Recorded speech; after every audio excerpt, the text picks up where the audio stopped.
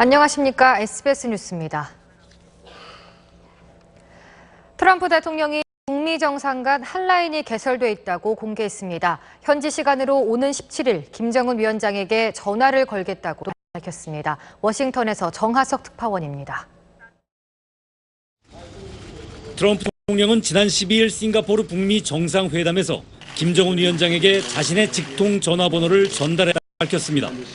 오는 일요일 김 위원장에게 전화를 걸 것이라고 말해 북미 정상 간 한라인이 구축됐음을 알렸습니다.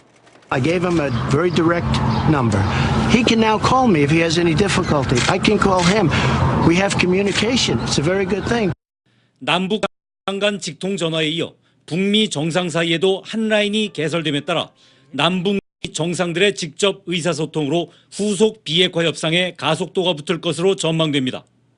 트럼프 대통령은 또 북핵 문제는 대체로 풀렸다고 평가하면서 합의문보다 중요한 것은 자신과 김 위원장이 좋은 관계를 갖고 있다는 것이라고 강조했습니다. 한미 연합훈련과 관련해선 취임 초부터 싫어했다며 중단 방침을 거듭 확인했습니다. Military, I call them war games. I hated them from the day I came in. I'd like to halt it because it's bad to be negotiating and doing it. It costs us a lot of money. I saved a lot of money. That's a good thing for us. 트럼프 대통령은 또 북한이 한국전쟁 실종 미군들의 유해를 송환하기 시작했다며 북한이 싱가포르 합의에 따른 이행 조치에 들어갔음을 알렸습니다. 워싱턴에서 SBS 정하석입니다. 김명수 대법원장의 수사 협조 의지를 확인한 검찰이 본격적인 수사에 착수할 것으로 보입니다. 서울중앙지검은 다음 주 월요일 관련 고발 사건 10여 건을 기존 공공형사수사부 대신 다른 부서에 재배당할 것이라고 밝혔습니다. 고발 대부분의 피고발인으로 적시된 양승태 전 대법원장, 박병대 전 법원행정처장, 임종헌 전 차장 등이 수사 대상이 될 것으로 보입니다. 검찰은 당분간 수사의 정확성을 높이기 위해 법원행정처 미공개 문건 확보와 디지털 포렌식에 주력할 것으로 알려졌습니다.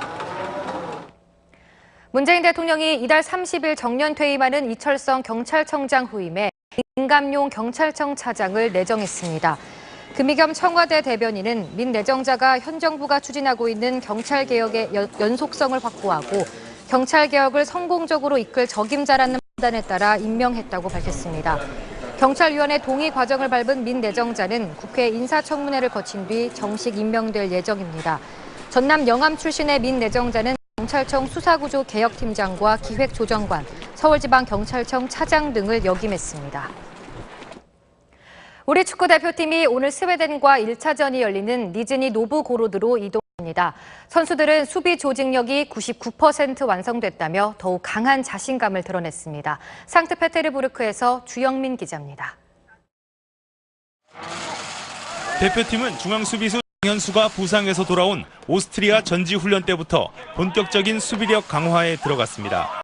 마지막 세네갈과 평가전 세트피스 상황에서 2골을 내주긴 했지만 스웨덴을 가정한 과 협력 수비에서는 나름 만족스러웠다는 평가를 내렸습니다.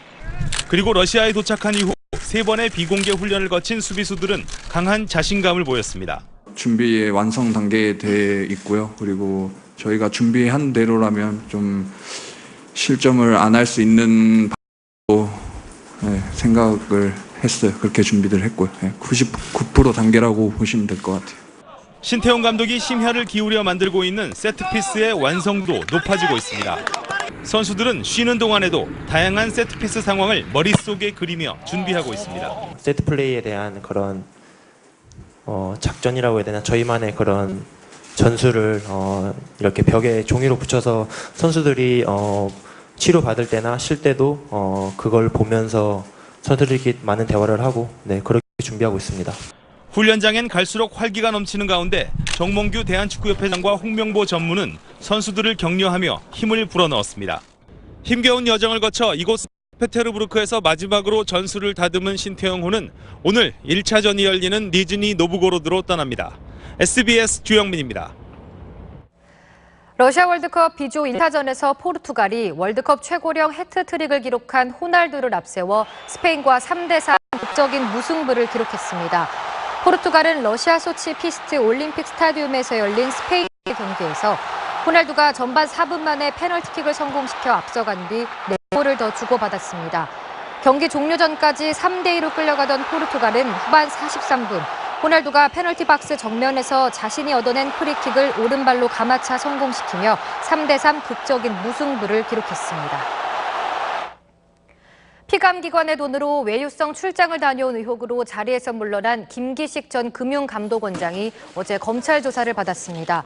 피의자 신분으로 소환된 김 전 원장은 어제 오전부터 13시간 동안 뇌물수수와 정치자금법 위반 여부를 조사받고 귀가했습니다.